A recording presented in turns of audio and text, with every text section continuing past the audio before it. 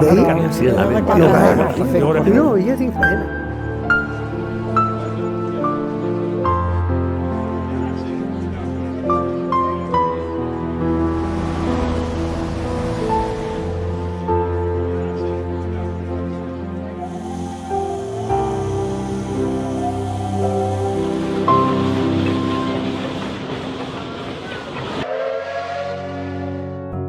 Benvinguts a esta segona part de La veu de la memòria. Després de l'acollida de la gent d'Oliva, que ens ha demanat que faltaven moltes coses i que hi havia que introduir-les. I així estem de nou.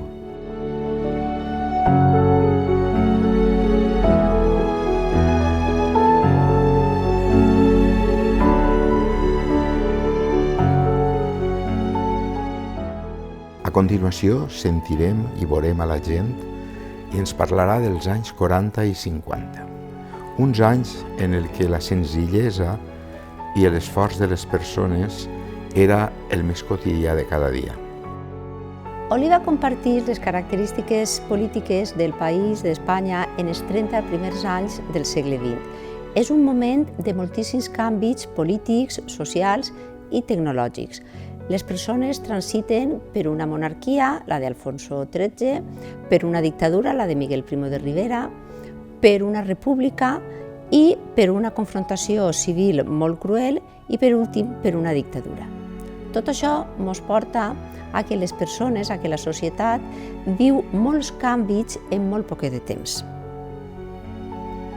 En aquestes primeres escenes parlarem del treball, dels oficis, dels pares i dels avis dels protagonistes. Aquestes persones, la majoria, es dedicaven a l'agricultura.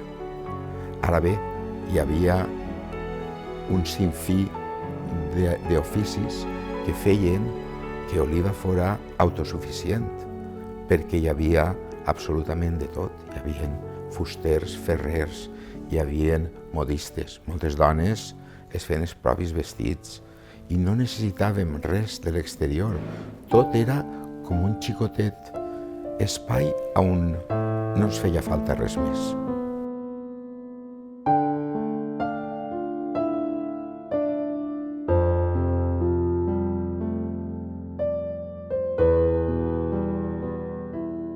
Mon pare era panader i ma mare anava a l'almacén i mos cuidava tots, com podia.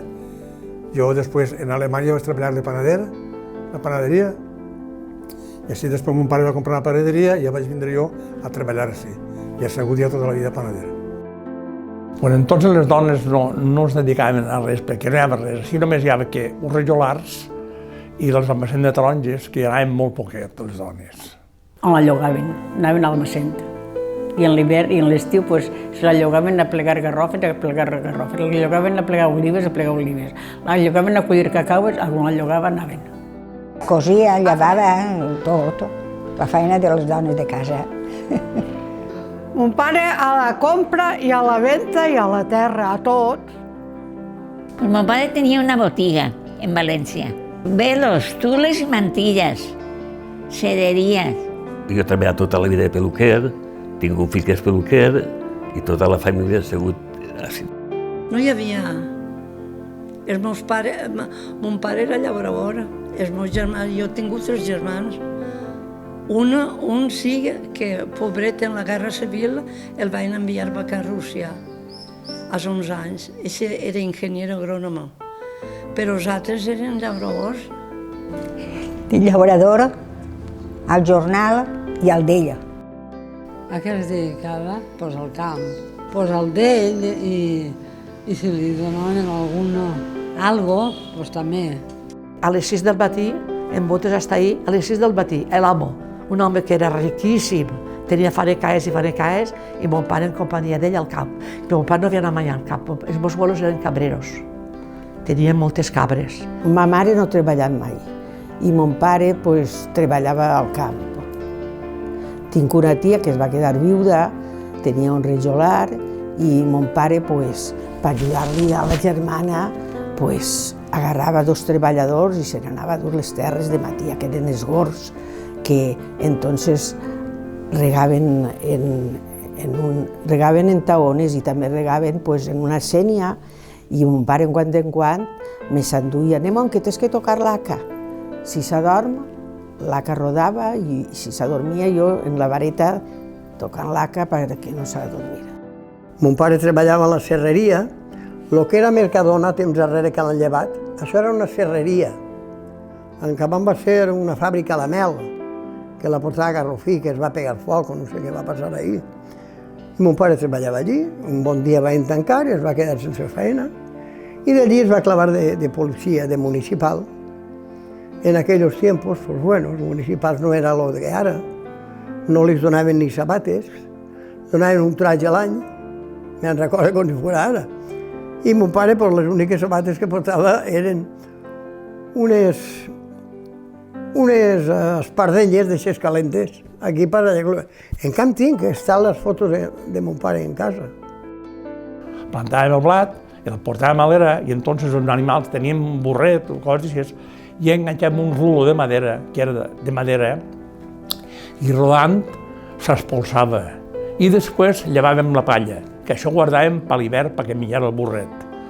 I quan ja no quedava quasi palla, en una pala tiràvem per amunt, ventàvem i guardàvem que això fora.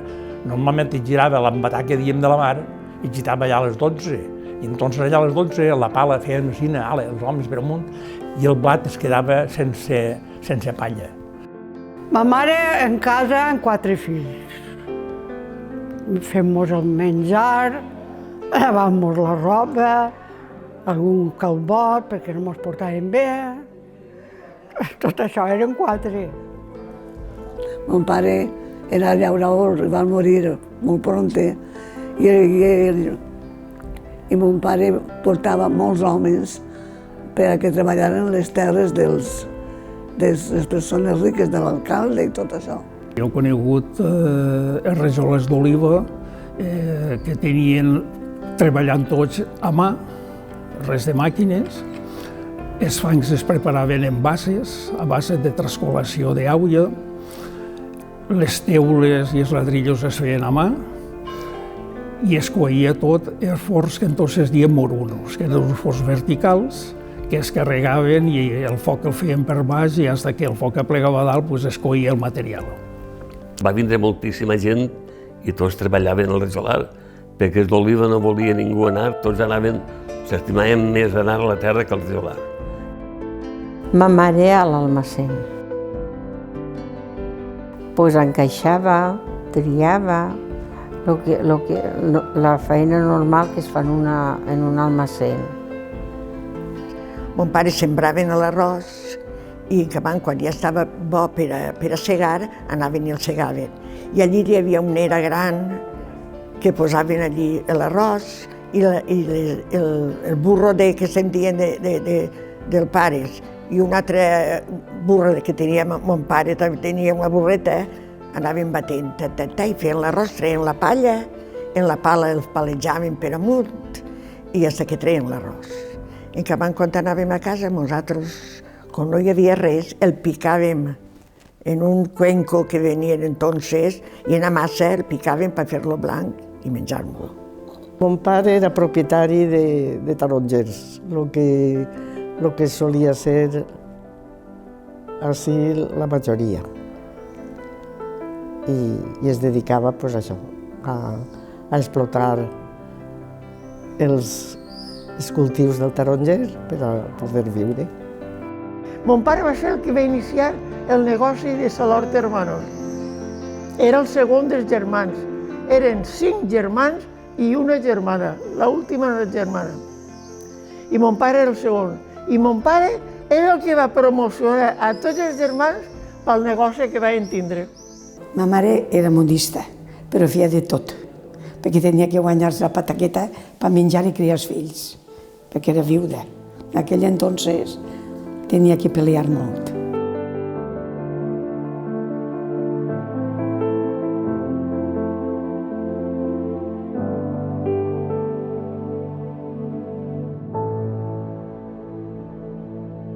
Tot i les dures condicions econòmiques, les famílies intenten subsistir per moltes vies. La principal és que qui tenia un trosset de terra podia sembrar i collir i viure en base a lo que tenia. També existeix la solidaritat entre famílies. És molt habitual les grans famílies extenses, on els avis acullen a tota la seva família, fills, nebots, òrfens, perquè no hi ha manera de poder subsistir. L'activitat econòmica principal en Oliva és el camp. Encara no ens hem diversificat i no n'hi ha activitat industrial, és molt incipient i molt limitada. Per tant, el camp és el camí que salva a les persones. Oliva, com altres pobles d'Espanya, comparteix característiques comuns en els anys 40 i 50. És un poble en carrers per endoquinar, en carrers que no tots tenen enllumenat públic, que no hi ha cometida d'aigua potable, que no hi ha clavegueram. Tot això indica una clara diferenciació social per barris. No és igual el Raval que la vila. Això és una cosa evident i notòria. L'arribada dels avanços higiènics i sanitaris, com l'aigua potable i l'enllumenat, és una cosa molt celebrada entre la població, però tots no tenien la possibilitat d'accedir de manera fàcil perquè era una qüestió econòmica. I en els anys 40 i 50 ja sabem tots quina era la situació econòmica del país.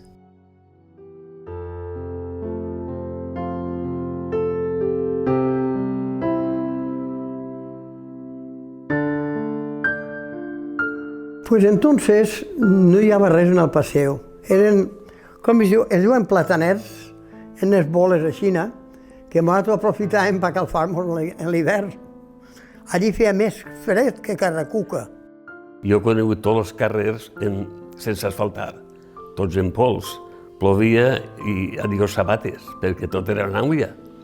I ahir els xiquets vos tornaven ahir, ho jugaven així, però els carrers tots estaven per asfaltar. Perquè antes de l'any 48 no n'hi havia cap de carrer asfaltat. El carrer Les Tendes. I era un carrer ample, no estava asfaltat, per allí passava la Sica Mare, que una volta es va afonar i no podien passar, després ho van arreglar, després ho van asfaltar i ja està com ara, com està ara. Perquè és el que antigament hi haurien tendes. També es deia carrer General Primo de Rivera, però això ho van llevar després, de la dictadura ho van llevar. Jo he conegut el carrer Major, i que jo vaig a fer-ne 80 a l'octubre, per asfaltar. Encara era terra, no n'hi havia alcantarillat, no n'hi havia res, les cases tenien el vàter en el forat, com antes, i després ja van vindre els altres servicis i tot allò. No estaven endoquinats, estaven en pedretes, i després es van posar unes, com es diu això, un portland, i a les feien llises perquè poguessin passar, perquè ja comentava algun cotxe. Les carreres estaven sense adoquinar, era tot fang, i si plovia era fang el que havia, i després ha anat millorant i des de luego ha hagut diferència i ha progressat prou.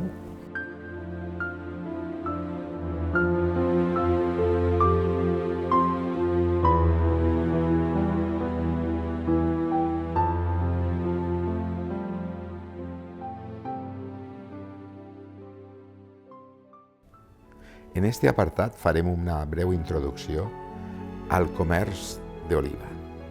En aquell temps hi havia una quantitat prou gran de botiguetes concentrades sobretot en els barris d'on es proveïen la gent, però també hi havia un tipus de venda que era la venda ambulant. La venda ambulant passaven per el carrer i cridaven, podien cridar dones peix, podies eixir a comprar el peix, podies eixir a canviar les pells de conill per caixetes de mistos. Estava també el que venia aigua. Hi havia una quantitat diversa de comerços, tant en espais com al carrer. Sí que recorde en la platja, que també ens venia en l'aulla, i era la bota. O sigui, un bidó molt gran que portava en un carro i d'allí te la passaven a la garrafa o a on tu volies. Mel, arrop i tallaetes, roba, espardenyes, es venia tot pel carrer, tot. Venien forasters. Una persona que venia de la font fent cordell. Portava els massos de cordell fet al cap. Portava un manoll d'espart baix del braç i anava caminant i fent cordell. I anava venent-lo al carrer. Però a la platja anaven tots a l'àmbit ambulant perquè no valia la pena muntar una panaderia només per els 2 mesos d'estiu. Entonces agarraven les furgonetes, anaven a la platja, anaven també a Paca Santana o als càmpings i coses així. A la platja passaven les cabres i t'esmunyien la llet a la porta. Feien verdura, posaven una caïda a la porta i posaven una penca damunt per saber que aquesta dona venia penques i així anaven tirant per avant. Entonces venia tot pel carrer o al mercat. Si volies trobar alguna cosa bo, havies d'anar al mercat, que venien forasters, i tu anaves i miraves. Tot això ja ve. Entonces, botigues com ara no. Passava un carro en les blocs de gel i eixies i compraves la barra pel dia. La tartana de román y de bon matí, chano chano con la mujer del paisano a Gandía. A comprarnos unas espardenyes o unes sabates o algo que no hi havia quasi res.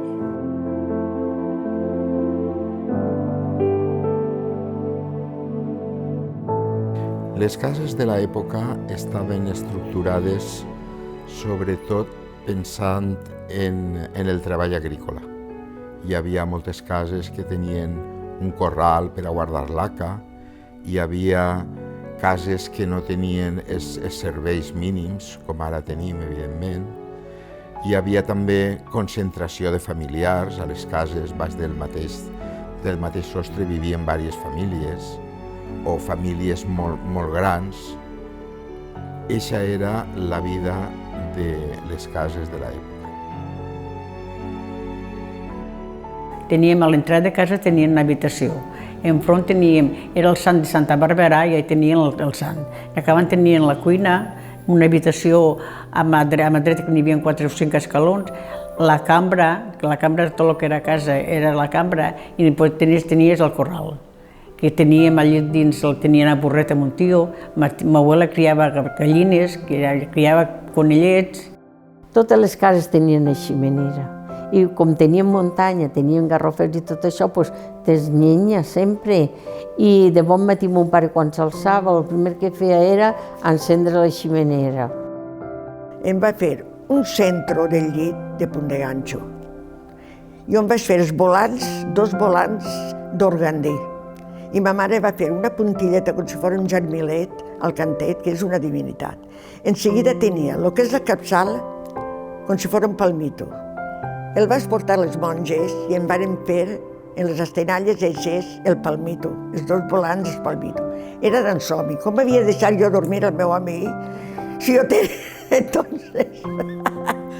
Entonces jo venia a fer-me la visita i jo volia tindre el meu asseat, perquè el pisset me'l vaig fer jo també, me vaig pintar al meu gust, me'l vaig fer tot. I vam fer un quarto de ball i va vir del mig poble. Ja està ahí, en taulers, està ahí, en bidet, en dutxa, en el termo i tot, i ja t'ho dic que va vir del mig poble. Els calentadors ni existien, jo no n'he vist mai cap. I no res, l'àvia fresca, pujàvem al dalt al terrat i ell mos llevàvem, n'havia fet congelar. Varen fer un quarto de bany, jo me'n recordo apenes, potser tindria 4 o 5 anys, i jo feia, ai, que rics som! Un quarto de bany, però res, un vàter i una dutxeta, però un metro, per un metro, menut. I jo feia, ai, que rics som! en una dutxeta llicina i una piqueta. I mira, ningú té quarto de bany, i nosaltres tenim quarto de bany. En ma casa vaig posar un termo, abans de dir-li a mon pare, ja està bé, posa un termo. I a última hora vam posar un termo, però si em digués l'any no ho sé, però podria ser per l'any 50 o 55. Per llauradors. Però que mon pare, encara que tenia terra, no anava a la terra, però tenia el seu animal, totes les coses, i l'home per anar-li a treballar a la terra. Entonces, al final de la casa era l'estable per a l'animal. Avui dins de casa no n'hi teníem, però nosaltres teníem, que ara sí, la font la tenia ahí, que era una font del públic, del carrer, i així podàvem anar per beure, per llevar i per tot ho fèiem allà dins. Nosaltres dichosos que teníem un vàter, però l'alcantarillat no existia. Era la cuina, un vàter, però era un caixó. Dos navaes grans. En una estampa el cor de Jesús a la primera i en l'altra els fills. Va començar pel pou, però prompte vam posar l'àudia. I la llum. No es podia planxar ni res. Hi havia llum, però posaves una planxa i se fondia el plom. Des que vam posar més potència. Estava molt atrasat. El burro, perquè era un burro, en uns enganells, que entonces eren enganells que tenien quatre posadors i 4 gavetes que posàvem. I anàvem al riuet a llevar, esteníem la roba i la portàvem a xuteta. Esa era la vida de antes.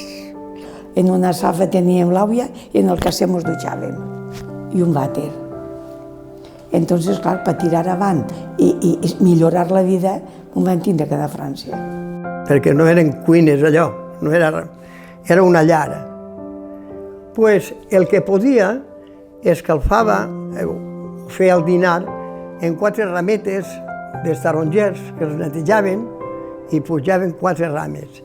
I el que no, pues estava a l'estació i el carbó, la granxa que tiraven les màquines de vapor que venien, pues ho arreplegaven i anaven a casa.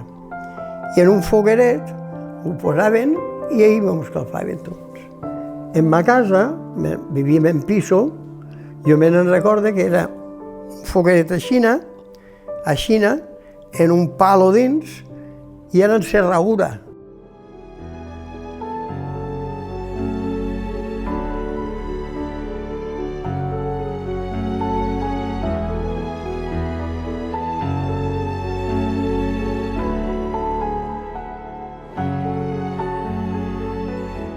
En aquell moment tenien un menjar molt natural. Avui en dia es diu allò de la cuina de mercat i es diu de proximitat, tot allò era el que es tenia a l'hora de menjar en aquestes èpoques.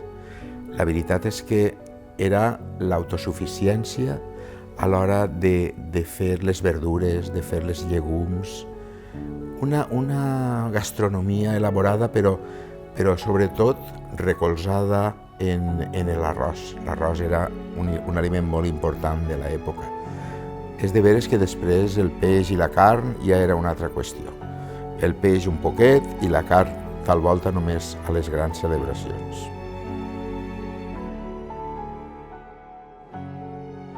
El menjar, pues normal, un plater de calent. Les mares entonces s'esforçaven el que no existeix ara, perquè ho portava a l'època, clar. Pebreres, albergines, tomàquets, de tot, perquè com tenies terra, mon pare feia de tot. Tenia un cerdo, tenia una cabreta, que a mi, antes d'anar-me'n al col·legi, em posava el sucre en el gotet per no gastar cullereta i en seguida es monia la lleteta i així la calentoreta i la menjar de la lleteta, pues es menjava la llet, jo me'l bevia i ara al col·legi. Hi havia gallines en aquell temps i cerdos.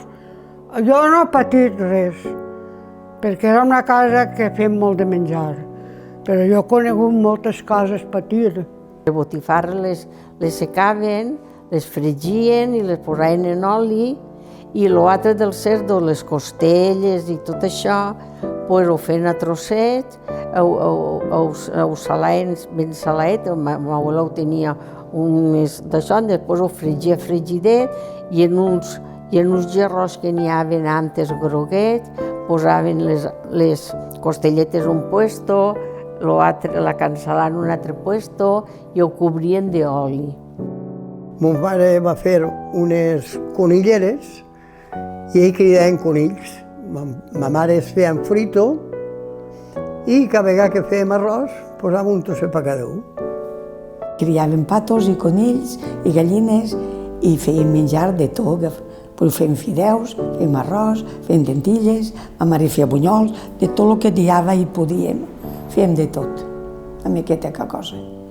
Teníem ametlers i d'ahir per Nadal per fer pastissets i tot això, les garrofes les donàvem al cerdo, les que ens sobraven les veníem, teníem oliveres, a ma casa no s'ha comprat mai oli, sempre hem fet l'oli, l'hem portat a una màrsera i hem fet l'oli natural, fins l'altre dia. Jo li diria a mon pare, quan t'alces pare, posa la cassola al foc en moniatos. El meu almorzar era moniatos. Ella volia moniatos, doncs posava la cassola al foc, que no era el foc era de canyes. Dinàvem arròs perquè érem arrossers. Sopar taronges. Jo el paé d'axa no me l'he tragat mai, no podia. Ella, com no volgut mai paé d'axa, jo me'l menjava tot. Ma mare a voltes s'hi pastava, amagaven un trosset, ella es feia blava. La meva germana es feia blava, perquè ella se'l menjava, però volen dir, tu t'has de menjar eixe i jo l'altre. I això era la meva vida d'entonces, jovens. N'hi havia un que era dient de Daxa i l'altre era de forment, de farina, saps? És a dir, que el que podia comprava, anava al forn, comprava la farina i feia de forn, i els altres el que no podia el feia Daxa. Fèiem embotit en frito. Després fèiem botifarres, llonganisses, i ens tiràvem 2 o 3 dies fent el cerdo. Un cerdo me'l criàvem. Quan venia la matança, matàvem el cerdo i fèiem embotit, el pernil, totes aquestes coses. Després en el camp també cultivàvem verdura, per casa, sempre per casa. Estava a comprar allà unes aules de pego, que no n'hi ha una d'això d'arròs. També va comprar per fer arròs per casa. Guisàvem en serradura. Posàvem una mitja lluna per estacar-la i la llenya, i no hi havia res més. El foc era de canyes i a la ximenera, tu ja saps, es feia tota negra. I ma mare, a blanquinar la ximenera. Ella ho feia, jo no. Era una cuina econòmica on tot el dia anava posant-se llenya per cuinar. Això és el que recordo jo del principi. Després ja va vindre el petróleo i després ja ha vingut el gas. L'escola dels anys 40 i 50 continua sent pública, gratuïta i obligatòria, tot i que l'obligatorietat estava supeditada a les necessitats familiars. L'escola d'aquest temps és una escola molt precària, amb molts pocs mitjans i d'una qualitat dubtosa. Per tant, les famílies que podien preferien que els seus fills i filles estudiaren en escoles privades, que es donava molta més confiança. Tot i això, la gent que tenia interès per prosperar anava a escoles nocturnes per tal d'alfabetitzar-se.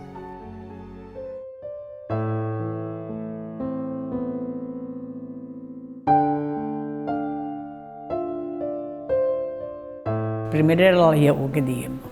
En acabar ens vam comprar i hemos visto el Senyor, el llibre i hemos visto el Senyor. D'ahir vam comprar lectures graduades i en acabar era l'enciclopèdia, així que no me recordo el nom que es deia, que es tratava, en aquest llibre es tratava de tot. Del que n'hi havia en tota la nació, els rius, les cordilleres, es tratava de tot. I en aquests 3 llibres jo vaig acabar. I la llavor i el que ens donaven, copiàvem, posàvem, el que era de antes. Jo, quan vivia amb el Reuart i anava a escola a l'Alqueria i me n'anava a peu i feia molt de fred, mon pare de nit, quan encenia quan estava la ximenera encesa, mon pare va agarrar 2 pedres i les posava al foc i les calfava ben calfades i estaven tota la nit en el foc. Al sant demà mon pare les netejava, les enrotllava en un paper i em posava una pedra a cada butxaca. Jo m'agarrava la pedreta i així quan arribava al col·legi tenia les mans calentetes per poder escriure. Anàvem a escola, jo tenia de mestra, mira, doña Carmen, la mare des de xica, doña Carmen. I ho vinc a dir-te jo, ja cantàvem allí el mes de Maria, això era molt bonico. Jo vaig anar al col·legi de les Carmelites.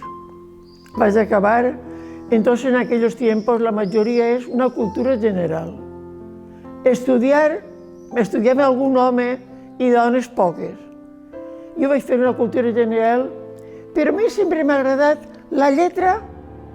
Me'n recordo jo, que feien uns càlculs i en aquests càlculs tenies que tu imitar la lletra. I sempre m'agradava igualar-me a la lletra que... I ara encara em fijo. Jo volia estudiar i volia llegir. I son abuelo pues, deia, vine que jo donaré classe. I tots els dies anava a fer la lliçó allí. Això era un infern. L'hermana Casilda. L'hermana Casilda, a tots pegava. En la vara que portava, pam, pam, pam. Però l'hermana Josefa i l'hermana Silvina, això és un sol. Jo anava a Don Fernando, un senyor m'encanta, recordo molt bé d'ell, i m'ensenyava de tot un poc, més que res era també religiós, allí s'estudiava molt la religió, i el nacionalcatolicisme també, de Franco, això. A mi m'agradava molt la història i la geografia, que és el que més m'ha agradat a mi, però hi havia un poc de tot. Però no com ara, no era un estudi com ara, ni mucho menos. Mare, jo vull anar a estudiar a Barcelona. Ma mare, això faltava, a Barcelona estudiar. Això faltava, estudiar. Entonces, pues, estudiava que estudiava. No em va deixar anar. I vaig quedar amb ganes d'anar, però no vaig anar. I després vaig anar, pues, ha anat a tot, al col·legi, a ensenyar-me el corte i confecció en la Falange Espanyola, ahir en l'Ajuntament, després a bordar, a tot. I en 8 anys me vaig anar al GER. I entonces, com jo m'agrada tant sempre els números, esto de matemàtiques m'agrada tant, doncs el primer mes d'anar a escola en tenia 3 darrere. Jo em vaig alegrar perquè ja veus el primer mes, jo no sabia ni papa de francès, però els xiquets, des de luego, som una esponja, està clara. I en tenia 3 darrere. El segon mes ja anava per la meitat i al quart mes ja anava a la primera. Hi havia com un pitxeret xicotet que tenia la tinta i tu mullaves i escrivies. Quan s'acabava tornaves a mullar, fins que feies el que tocava. Ens portàvem de casa una miqueta de sabó i el fregallet i tot per fregar-nos la taula. I portàvem tintirs, un roget i un blau. I aquella volia sempre la taula que tenia jo, perquè la tenia més neta, i discutint, em va tirar els tinters pel per amunt i em va fer els llibres i la llibreta. Mare de Déu Senyor, un desastre. Mos vam barallar, mos vam pegar, i aquella va fer veritat. I l'ha agarrat del monyo i es va quedar constar que era morta. Jo quasi em vaig morir del susto que tenia. Jo no he anat molt a escola. M'ha criat en la terra seguit, treballant a la terra seguit. A escola m'ha anat poquet. Jo vaig anar als 10 anys. Als 12 anys ja em vaig posar a cuidar la xiqueta esta. Jo, en 14 anys, em vaig deixar l'escola. Li vaig dir un dia a ma mare, mamà, jo no vull més a classe, perquè en ma casa eren professors, mon abuelo i ma abuela, i parlàvem el castellà. I tot el que sé ara ja ho sabia, perquè jo quan venia, la meva feina era copiar el manuscrito i estudiar matemàtiques, tot. Mon abuelo i ma abuela no em deixaven, perquè mon abuelo dia que la millor riquesa que podia deixar-me era eixa. Jo, doncs, m'agradava. Pues en un llibre tot, una llibreta i un bolí, una llapissera. El que ens donaven, perquè no hi ha res més. Tot el curs en un llibre, com tu ho veus això, tu? Anys 40. Ai, mon pare, no, quasi no el vas conèixer. Se va morir que tenia jo 6 anys. I per desgràcia va morir prompte. I jo em vaig tindre que posar, perquè ma mare es va quedar amb 3 filles i jo. Em vaig tindre que posar en una casa de... com que ho diré? Com de beneficència. És un col·legi de beneficència. I allí em vaig entrar perquè mon pare era llaurador i va morir molt prompte i mon pare portava molts homes perquè treballaren les terres de les persones riques, de l'alcalde i tot això. I al quedar-se ma mare en 4 criatures no va tindre més remei que posar-me en aquest col·legi. I allí vaig estudiar. Em vaig ensenyar de tot una miqueta. I estic molt agraïda a aquestes persones. Eren hermanes i carmelites. I estic molt agraïda perquè eren molt bones persones i ho van fer molt ben bé. De la primera etapa de l'escola recordo poquet, perquè jo vaig anar fins als 8 anys a l'escola nacional, però als 8 anys em vaig anar al col·legi de l'Alqueria a les Monges, perquè jo no volia estar en l'escola nacional, volia estar en monja. I després anàvem a escola i com podíem fer foguete. Jo anava a classe ahir a l'Hort de Palau i li vaig dir, perquè vaig fer unes coses que no em van agradar, li vaig dir a ma mare, mamà, ja no ves més. I per què? No, perquè una mare ho conta i s'escarota, no li toquen al xiquet. Jo vaig veure una diferència també. El professor, en nosaltres, sempre n'hi havia qui portava per baix mà un conillet, alguna coseta, perquè ho feren millor. I no res, i li vaig dir, no vull més a classe. La mare em va dir, esto de ahí no cae. I no, ja tinc feina.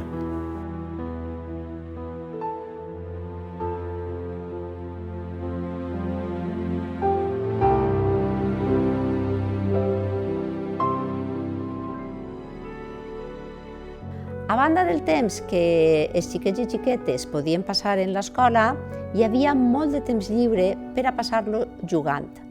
I en aquests anys de penúria, les joguines no abundaven. Abundava l'ingeni, l'aire lliure, pujar a la muntanya, baixar al Vall de les Fonts, jugar en suma uns en els altres, socialitzant-se i establint una xarxa familiar de veïnat on uns adults cuidaven dels xiquets, tot i que no foren fills seus. Em vaig regalar un cavall de cartó que jo li pujava quan era xicotet i quan acabaven els Reis me'l guardaven, desapareixia el cavall, desapareixia. Per l'any que ve el cavall, pues s'ha anat, no sé què. Total, que l'any que ve me'l tornava a donar. Però un dia m'he socorrit posar-lo dins el viver i llevar-lo. I se va desintegrar tot. Ja no va haver més cavall.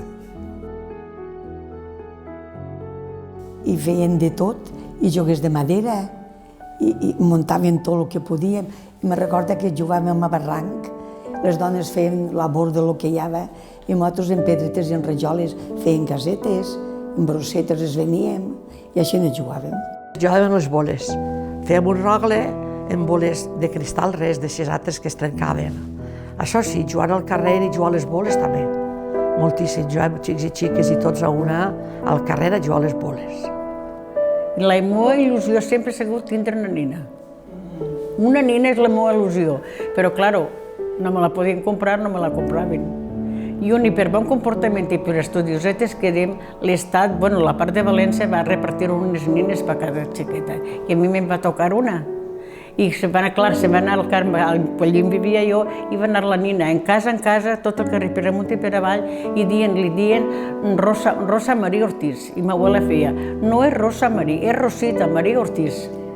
I el carteró, i per fi la nina, quan ho van trobar de qui era, la van tornar. I jo que em vaig enterar que va anar la nina, no me la van donar. Em matava explorant. I la il·lusió que tenia la nina, me la tornem per a casa.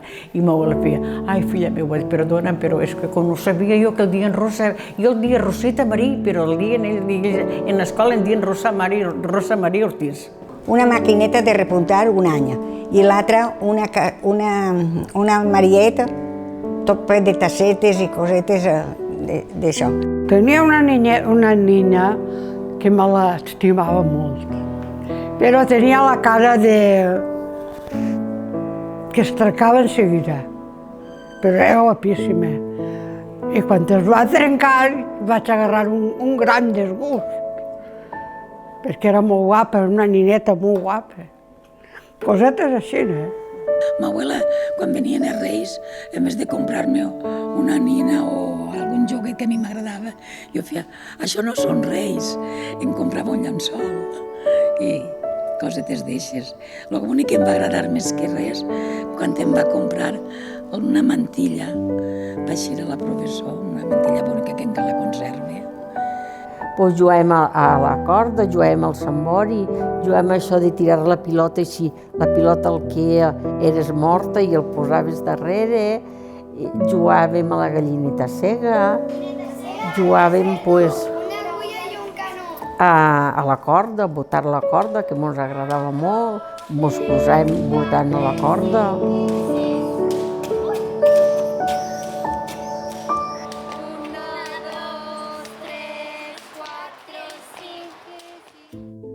La fi de la infància suposa abandonar l'escola. El xiquet i la xiqueta deixa d'aprendre, deixa de jugar i ha d'anar a treballar. Treballen com a aprenents en oficis diversos d'algun conegut, de la família, o les xiquetes se'n van a posar-se en amo, o treballen en el forn, o treballen de costureres. En definitiva, abandonen el món dels jocs per a ajudar econòmicament a la família i entrar dins del món laboral ja per a sempre.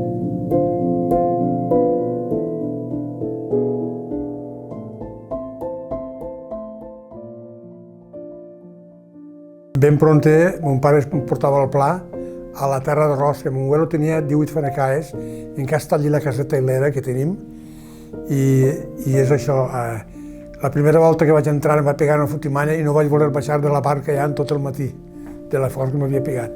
I hi havia unes sangoneres que portàvem unes coses ahir a la canella que es deia garramatxes, perquè les sangoneres no s'apegaren ahir. I si s'apegava una, no la podies arrencar, perquè si l'arrencaves també pell. L'havies de cremar en el cigarro o en la corbella, tallar-la en poquet. Sí, a bordar. Sí, contemos això. Ja estava la mestra, pues vivia, però sí. I jo, pues, m'ensenyé a bordar. Però, clar, això ja s'ha acabat, perquè el fos major i s'ha acabat. Tindria jo uns 8 anys. Per ahir, pues, anava amb mon pare i ma mare, anàvem a plegar olives i garrofes. Bueno, les olives primer, a partir de setembre per acabant, així, ja es començaven a plegar el torró, que eren les olives que havien caigut en l'estiu. Avui les deixen que es perguen, però entonces en si anaven per novembre, diciembre, anàvem així a plegar.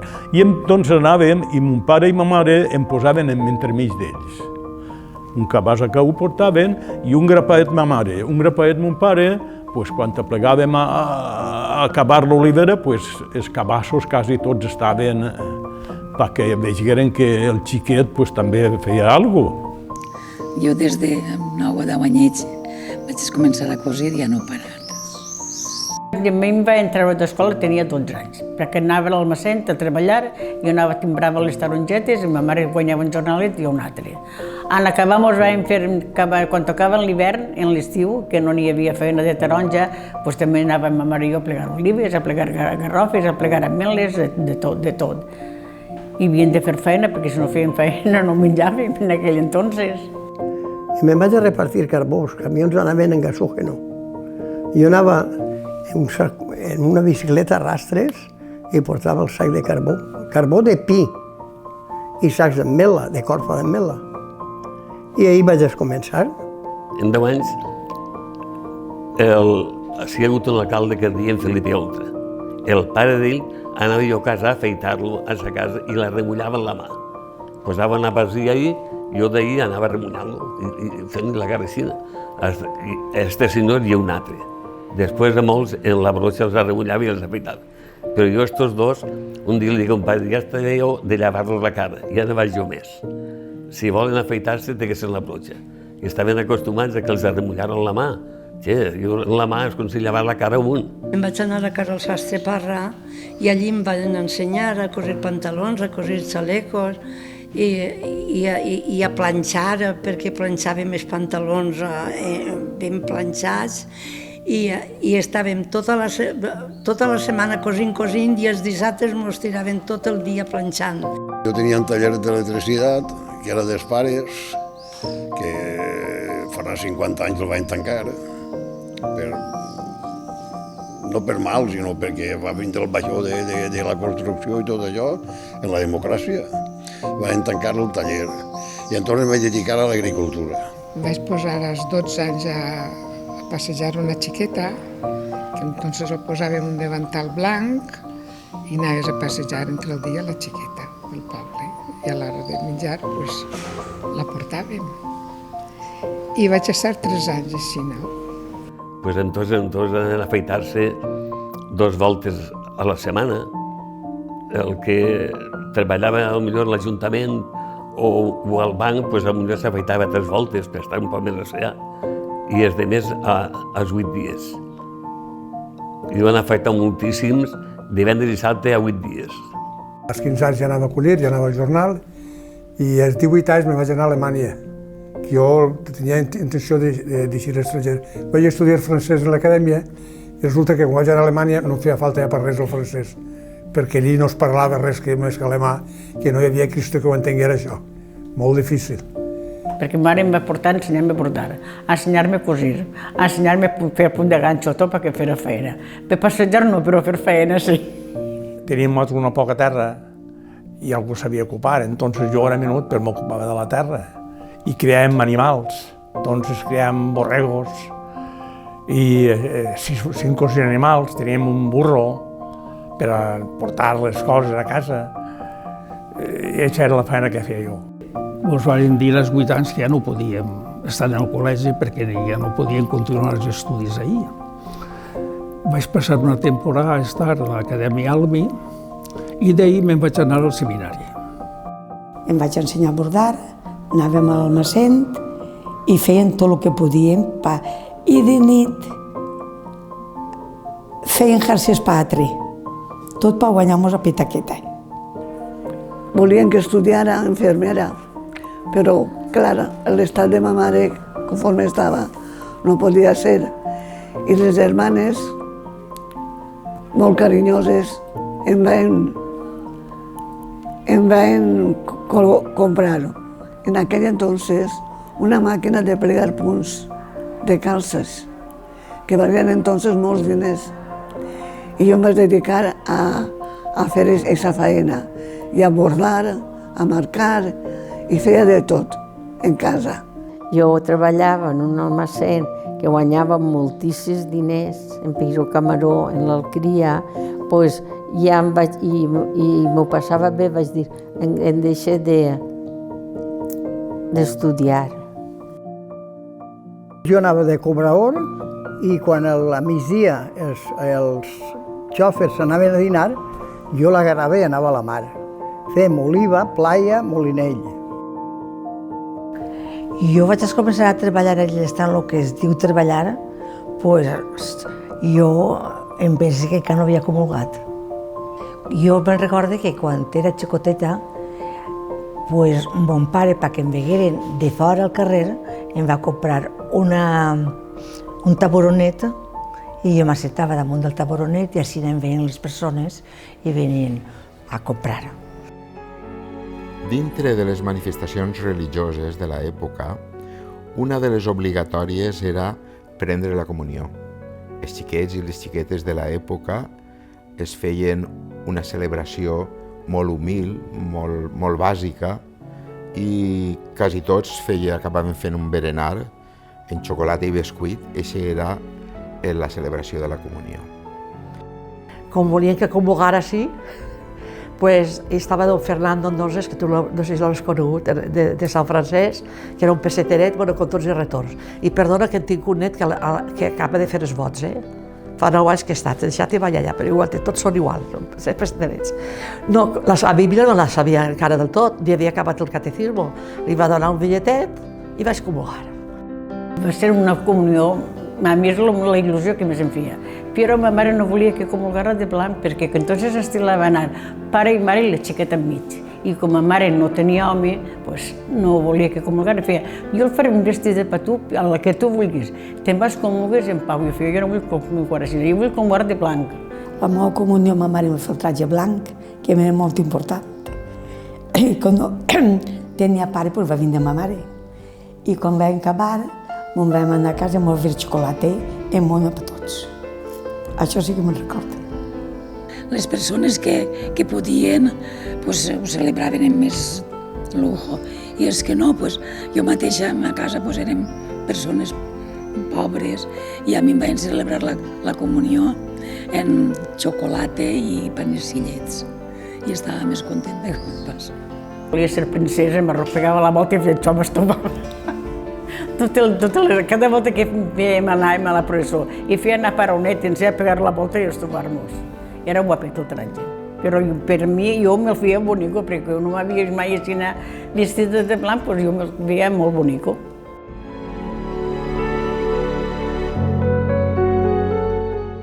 D'altres manifestacions religioses i sobretot l'acudir als actes de missa, les dones estaven obligades a vestir d'alguna forma, diguem, molt recatada.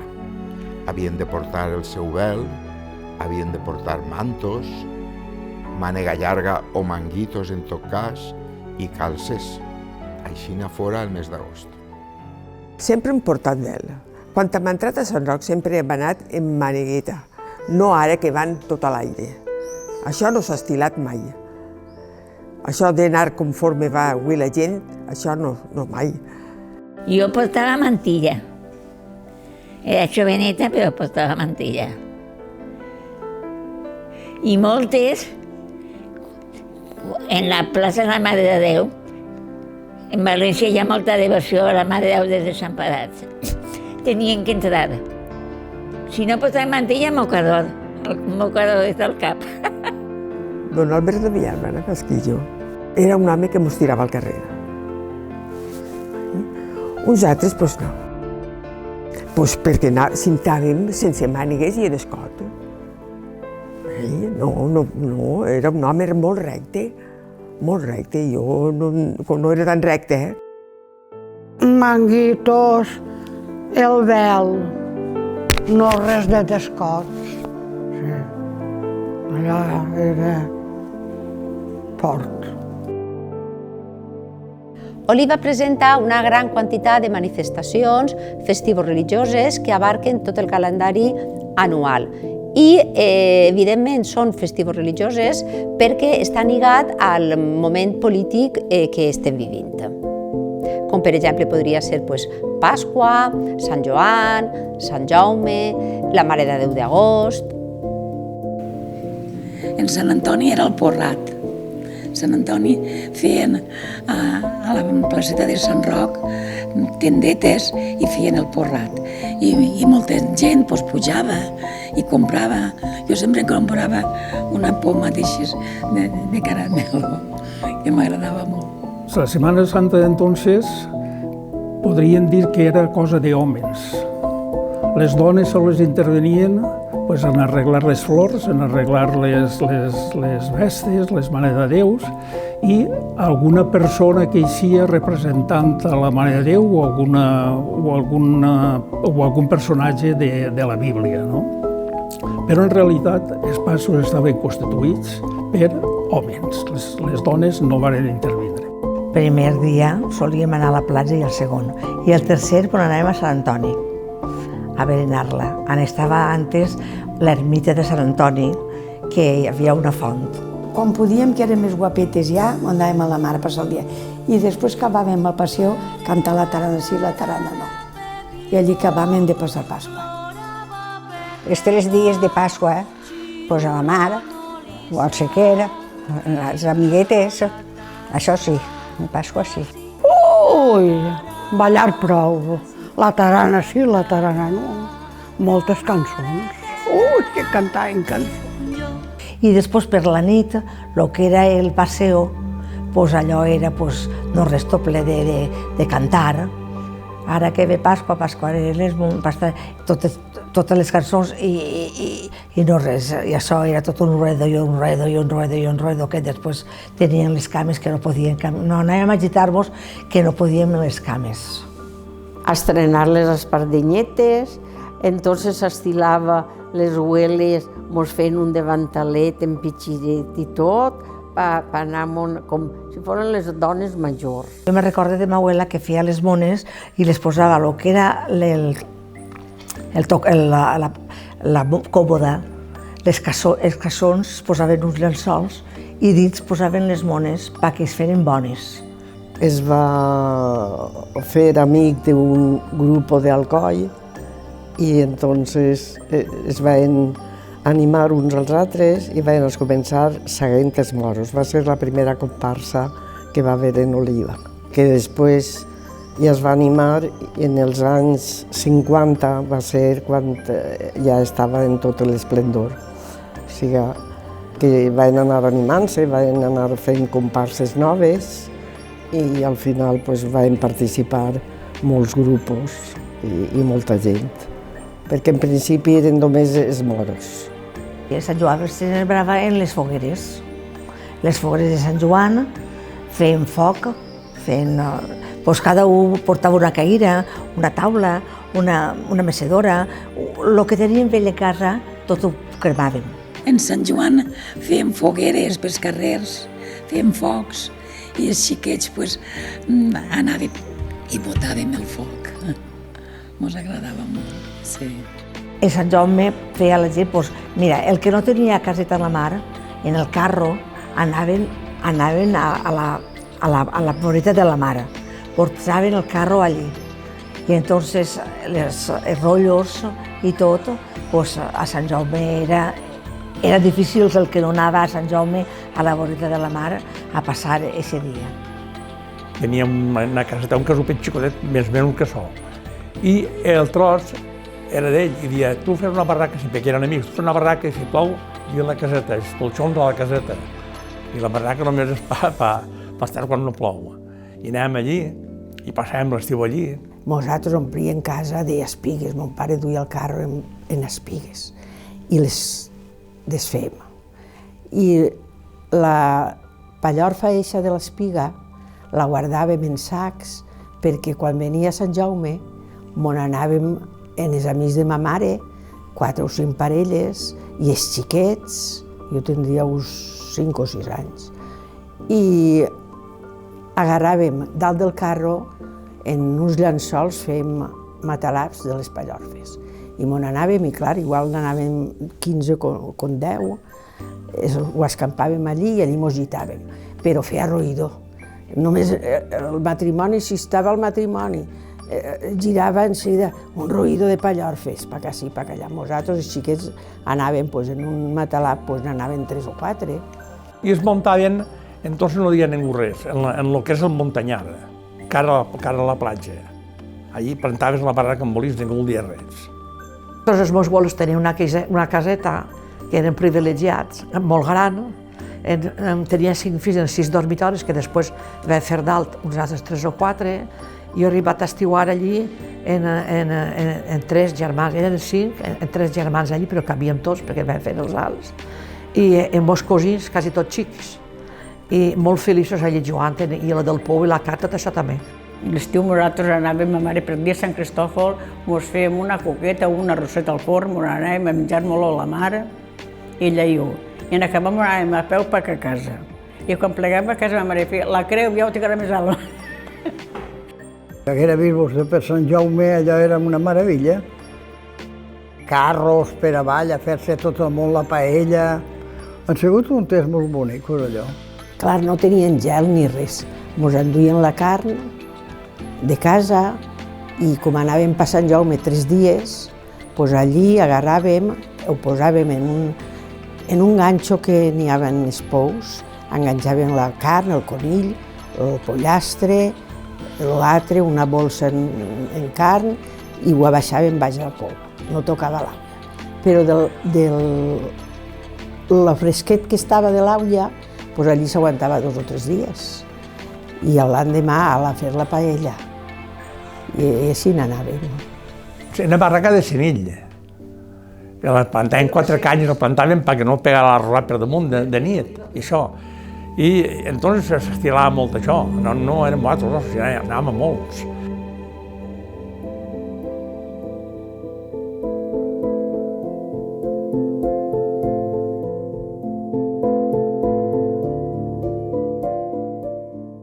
Els records dels protagonistes d'aquestes històries han estat vistos des del filtro de la infantesa. A pesar de les dificultats de l'època, la innocència està present i això és un sí a la vida.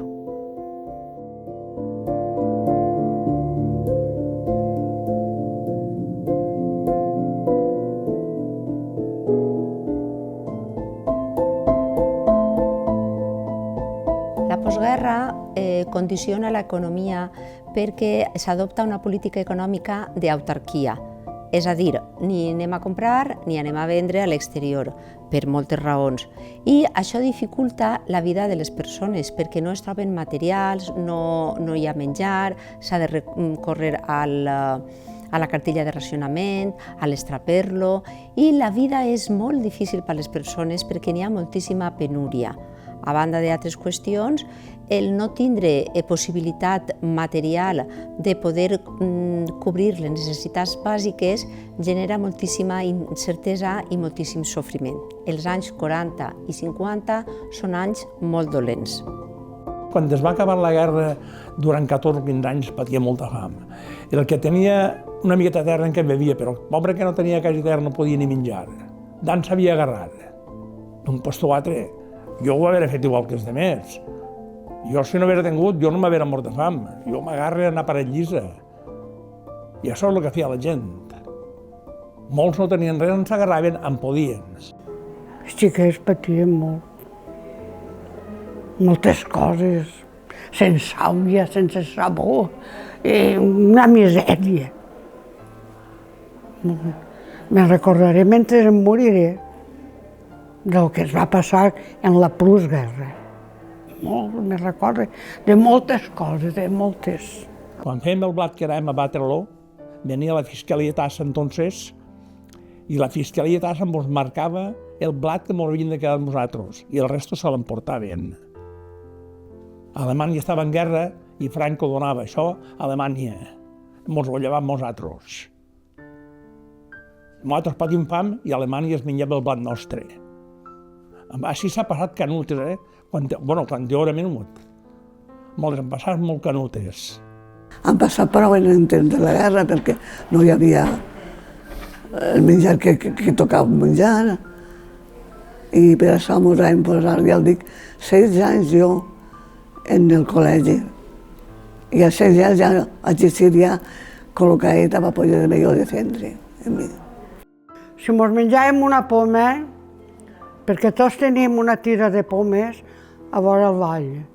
I tots tenien pomes i coses. Xiquets que no tenien res, tirar un peso de poma i menjar-se-la. Vols més consciència? Això ho he conegut jo. Acabàvem d'eixir d'una guerra. Estava el pae d'Axa, doncs menjàvem i el personal s'arreglava bonament. Jo era molt xicoteta. Es va presentar una dona en el captapat que no sabies qui era. I va demanar limosna. I mon abuelo era molt caritatiu. Ho va agarrar tot de la taula i ho dona a aquesta dona. I ma mare diu, ei, i ara què fem nosaltres? Diu, tu encara en tens. Jo tinc records, clar. Jo recordo, sí, molta pobrea quan es va acabar la guerra i hem viscut una evolució que ha sigut bona perquè es va anar millorant i a poc es va poder viure, perquè el record que jo tinc és de molta gent passar fam. La gent vivia en molta pobrea i molta necessitat. Això d'una xuleta i tot això, i carn tots els dies, això que fem ara, això no. Quan mos fem una tortilleta, a voltes, ma mare partim molà i un trosso de llonganissa de frito, si n'anàvem. Va ser quan mon pare va vindre de la guerra i jo em vaig assustar quan vaig veure aquell home. Jo em vaig quedar mirant-lo i dic, aquest home, jo què sé, em pensava que el nostre senyor o alguna que feia por. Venia a barba i no res, jo no l'havia conegut encara mon pare. I ma mare em va cridar, Pepito, ven aquí. Vaig anar allí i tu ves este senyor? Dic, sí, mamà. Pues este señor les llamar papá de hoy en adelante. La vida no l'han tinguda fàcil.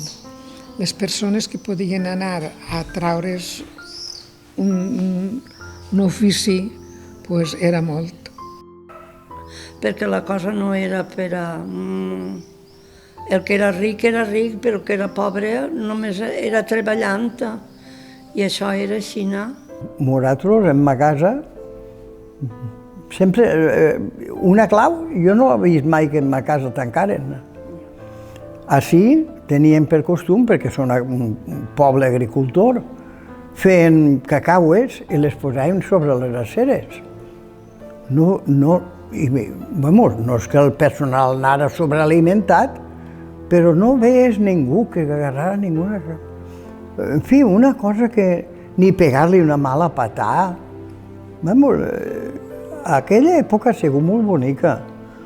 Anaves per el carrer, bona nit, i la gent eixia al carrer i es posaven a la taula i sopaven al carrer. I tu passaves, bona nit, fulana, sotana. Era com si fos una família tot. Érem feliços a la nostra manera, de bona veritat. Arriba un moment en què eres feliç el que tens. I quan no hi ha res a ambicionar... La joventut per mi ha canviat molt, d'entonces a avui. Era una altra forma de viure, una altra forma de jugar, una altra forma de pensar, una altra forma de moltes coses, Regina. No n'hi ha tants vicis com ara, també ho dic. Ara n'hi ha de tot. Cada un s'apanyava en sa casa. Hi ha xuxurregueos, però lejos. Vostè ja sap que tota la vida hi ha xuxurreos. Siga la vida que siga, sempre n'hi ha. Si no n'hi ha, n'hi posen. La vida era molt diferente entonces. Si era como vivíem a cada un per ell, entonces era molt diferent. Entonces apoyàvem molt, les famílies apoyàvem molt. Inclús els veïns. Era com si fos família. Entonces ens apoyàvem molts uns altres, molt, tota la vida, fins que ja ha vingut tot això que ho va per ell, ja és molt diferent. Els anys 40 i 50 són anys difícils. En Oliva s'ha de superar una crisi econòmica producte de l'autarquia i, a més, s'han de superar les ferides de la Guerra Civil. Amb tot i això, este vel de sombra i de tristor no mos pot amagar que Oliva és un poble on es viu al carrer, en una certa esperança, en unes relacions familiars i veïnals molt sòlides. Oliva és un poble.